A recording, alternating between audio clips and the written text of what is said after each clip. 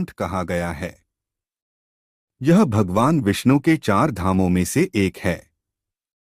इसे श्री क्षेत्र, श्री पुरुषोत्तम क्षेत्र, शाक क्षेत्र, नीलांचल, नीलगिरी और श्री जगन्नाथपुरी भी कहते हैं। जगन्नाथ शब्द का अर्थ जगत के स्वामी होता है। कहा जाता है कि यह वैष्णव संप्रदाय का मंदिर है जो भगवान विष्णु के अवतार श्री कृष्ण को समर्पित है। इस मंदिर का वार्षिक रथ यात्रा उत्सव प्रसिद्ध है।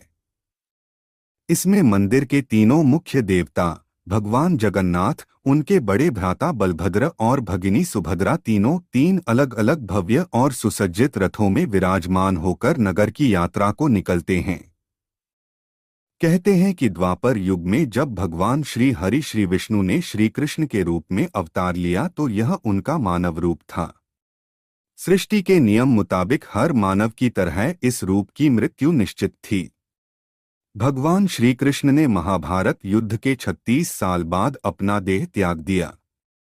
जब पांडवों ने उनका अंतिम संस्कार किया तो श्री कृष्ण का पूरा शरीर तो अग्नि में समा गया, लेकिन उनका हृदय धड़क ही रहा था।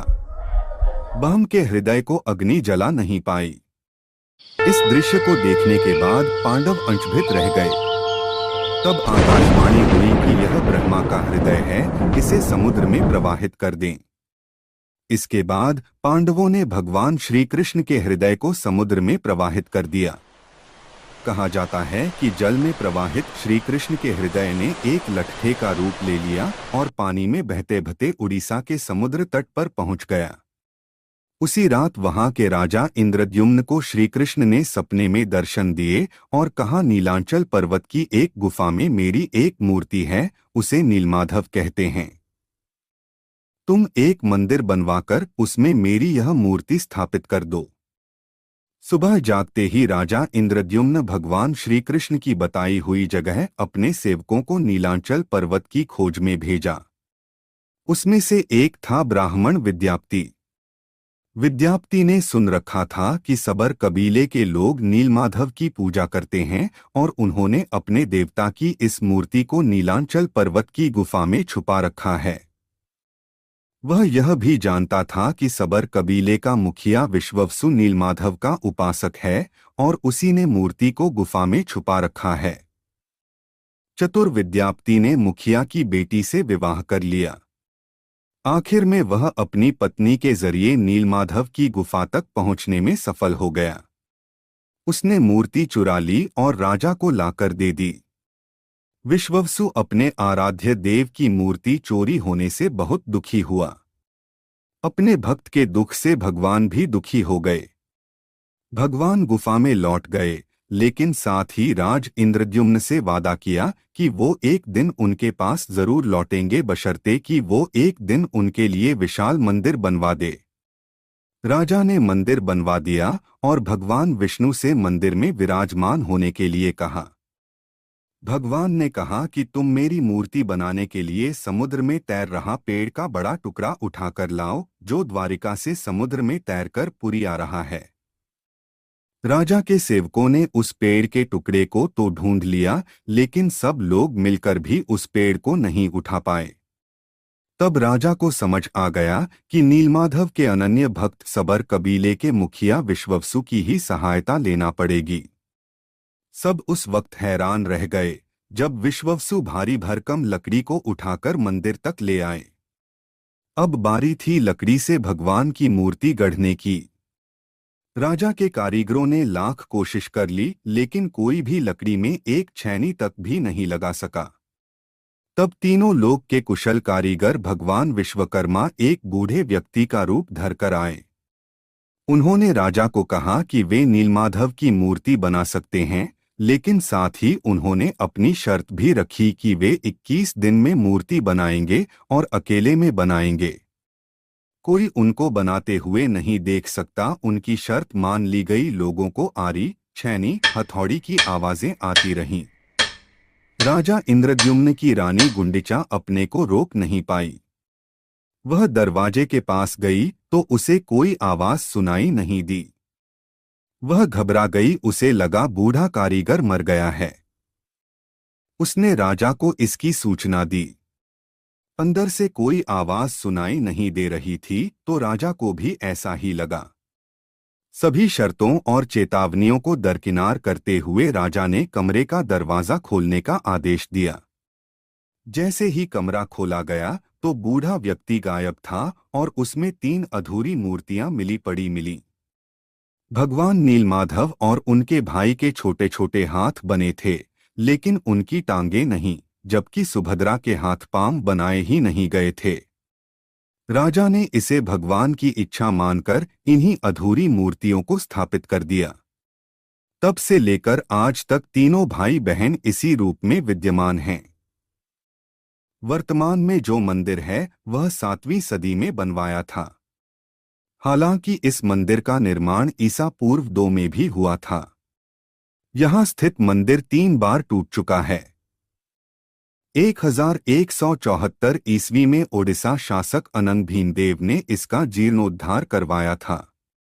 मुख्य मंदिर के आसपास लगभग 30 छोटे बड़े मंदिर स्थापित हैं। ये तो थी जगन्नाथ मंदिर के बनने की कहानी। अब हम आपको बताने वाले हैं जगन्नाथ मंदिर से जुड़े कुछ अद्भुत रहस्य के बारे में जिसे आप सुनकर हैरान रह जाओगे। Secrets of Jagannath temple. कहते हैं कि भगवान श्री कृष्ण का हृदय आज भी श्री जगन्नाथ मंदिर की मूर्ति में मौजूद है। भगवान के इस हृदय अंश को ब्रह्मा पदार्थ कहते हैं। भगवान श्री जगन्नाथ की मूर्ति का निर्माण नीम की लकड़ी से किया जाता है और हर 12 साल में जब भगवान जगन्नाथ जी की मूर्ति बदली जाती है तो इस ब्रह्मा पदार्थ को पुरानी मूर्ति से निकालकर नई मूर्ति में रखा जाता है। जब इस रस्म को किया जाता है तो उस समय पूरे शहर की बिजली को काट दिया जाता है। इसके बाद मूर्ति बदलने वाले पुजारी भगवान के कलेवर को बदलते हैं। कहा जाता है कि इस मूर्ति के नीचे आज भी भगवान श्री कृष्ण का हृदय धड़कता है। हवा के विपरीत लहराता ध्वज।